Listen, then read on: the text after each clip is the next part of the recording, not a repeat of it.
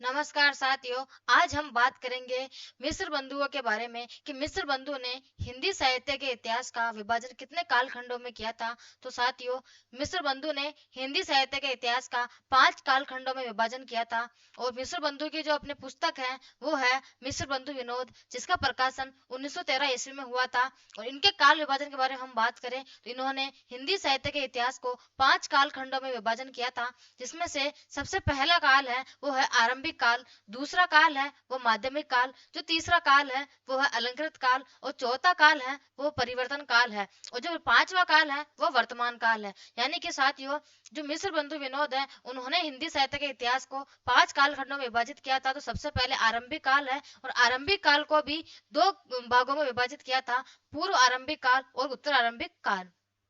अगर हम पूर्व आरंभिक काल के बारे में बात करते हैं तो इन्होंने इसका जो काल विभाजन माना है या कालक्रम माना है तो वो माना था 700 से 1343 विक्रम संवत। क्या माना था साथियों? 700 से 1343 विक्रम संवत माना था। आगे हम बात करें कि दूसरा जो भाग है इन्होंने वो माना था उत्तर आरंभिक काल, और उसका जो कालक्रम माना है 1344 से 1444 विक्रम संवत। क्या माना था साथियों? 1344 से 1444 विक्रम संवत। आगे हम बात करते हैं माध्यमिक काल के बारे में। दूसरा जो काल है माध्यमिक काल, इन्होंने इसका भी काल विभाजन दो भागों में विभाजित किया था। पहला है पूर्व माध्यमिक काल और दूसरा है प्रौढ़ माध्यमिक काल।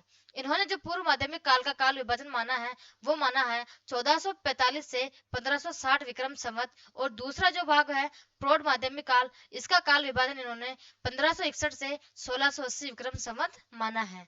आगे हम बात करें इनके तीसरे काल विभाजन के बारे में, तीसरे काल खंड के बारे में, अलंकृत काल। और वो अलंकृत काल के भी इन्होंने दो भाग किए थे, पूर्व अलंकृत काल और उत्तर अलंकृत काल।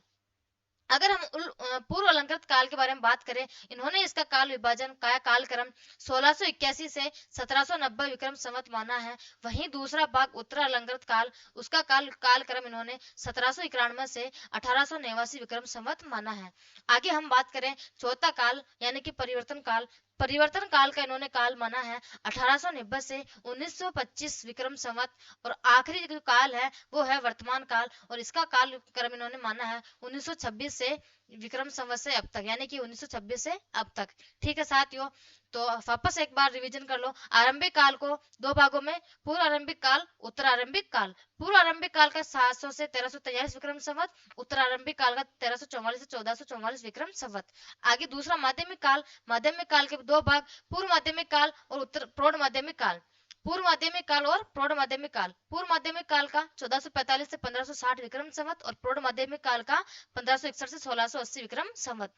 तीसरा काल था अलंकृत काल, पूर्व अलंकृत काल और उत्तर अलंकृत काल। पूर्व अलंकृत काल था 1681 से 1790 विक्रम संवत, और उत्तर अलंकृत काल था 1791 से 1889 विक्रम संवत। वहीं परिवर्तन काल चौथा काल 1890 से 1925 विक्रम संवत, और वर्तमान काल 1926 से विक्रम संवत से, यानी अब तक वर्तमान काल तक। ठीक है साथियों, ऐसी वीडियो देखने के लिए हमारे चैनल को सब्सक्राइब कर लीजिए। धन्यवाद।